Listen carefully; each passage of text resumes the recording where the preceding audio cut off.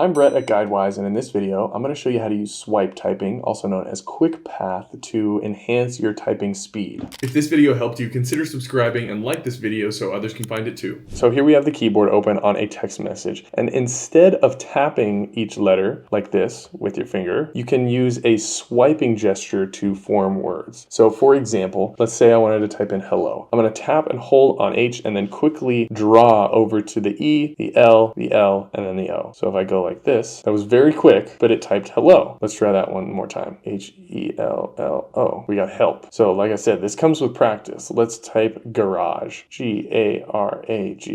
That one was pretty easy. The keyboard will then put in the words for you, and you won't have to tap each specific letter. Make sure to know that it only does one word at a time. So if I want to do hi space how space r space u, that was much quicker than tapping and tapping and tapping a lot. But it is something that will take some getting used to. If you found this video helpful, don't forget to like and subscribe for more.